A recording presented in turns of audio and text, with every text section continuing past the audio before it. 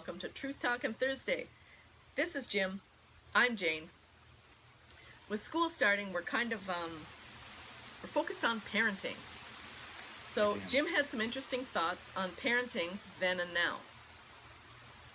You're on, Jim. Take it away. With the advent of technology, parenting has changed dramatically. Back in the 70s, parenting back at that time was much different proposition than it is today. I'm not saying it was better, I'm not saying it wasn't as good, I'm not saying anything, I'm just saying it was different. And I think that there's a lot of kids today that are rather confused or mixed up about parenting, the kind of parenting they receive from their parents or their grandparents even. So a lot of families have grandparents bringing up kids now. Kids, for the most part, have really taken on new meanings for the words like respect. We just last week we talked about fair play and teamwork and all that kind of thing, and it was like they have a much different opinion and a different idea about what all of that means, and for some of them that's not good. And so I think that we need to kind of, as parents and grandparents and caregivers, we need to step back a bit and take a look at what's not happening that should be. And easy said than done. And once you recognize that, then what do you do with that knowledge and that information? Because it's obvious that this generation of kids isn't interested in what we consider to be values and characteristics of good solid homes and citizenship and all that kind of thing. There's a huge gap, there seems to be, between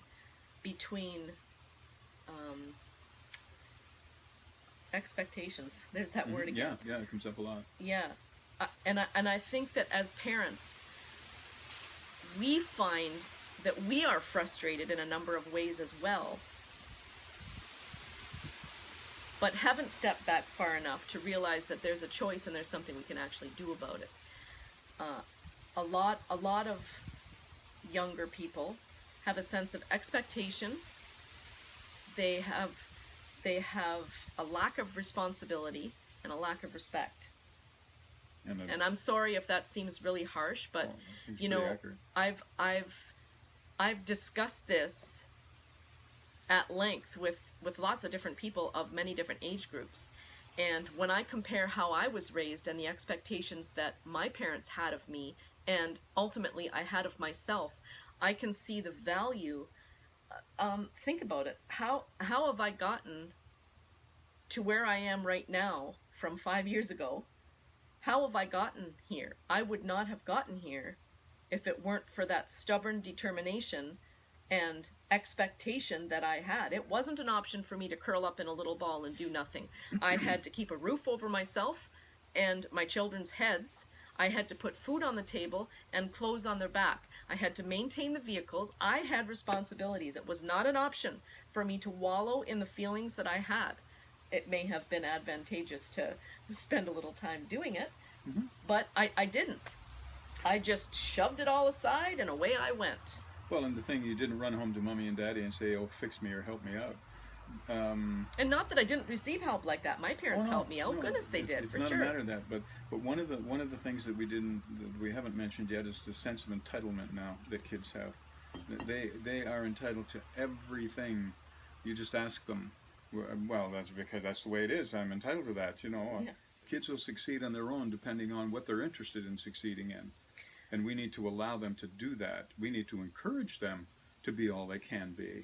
But there's a difference between doing that and picking where they're going to be as good as they can be, according to what mom and dad think. There's a balance there too, though, Jim.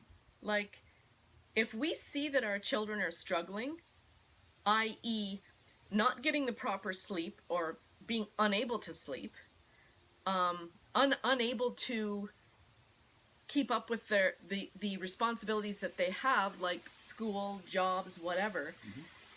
You know, as parents, we can either do something about it or speak up and possibly not allow them to push themselves that hard. I think it's Sure. very, very good to encourage your children. No problem. To have a sense of you know, being involved in teams and you know, attending everything that involves. But you know, if there's certain aspects of their life that are suffering, it is also our job as a parent to say, okay, you're going to have to take a little step back from this because it's affecting you now, and ultimately it's also affecting me.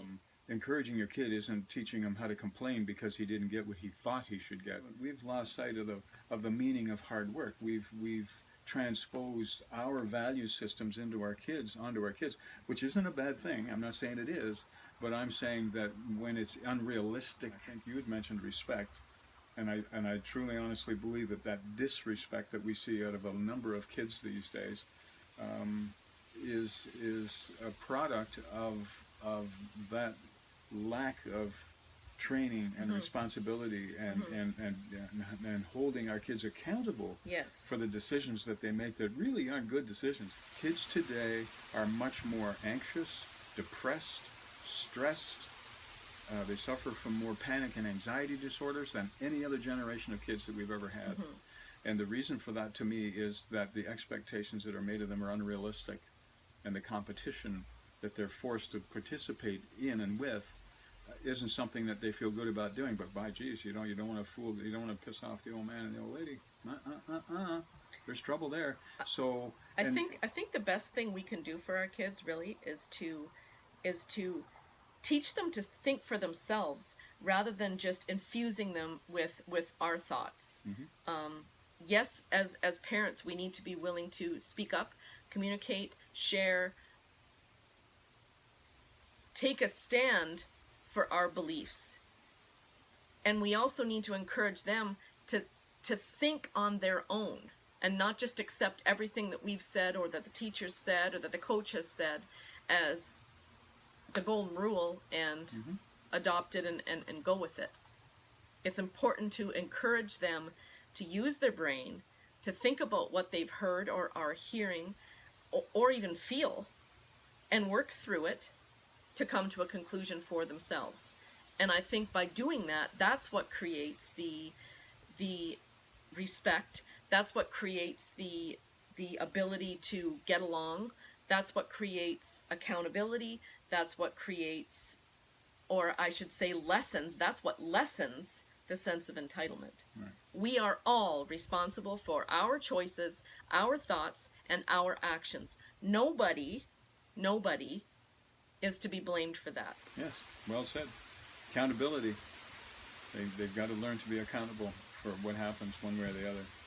I mean, you take accountability for the successes that kids, and lots of kids have had plenty of success out there doing things that they love to do and have been very productive citizens and communities and all that kind of thing.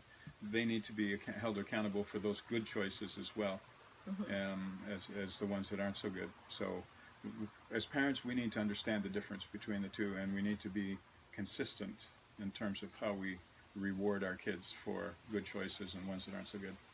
I agree. Totally. Have a great week. Thanks for stopping by.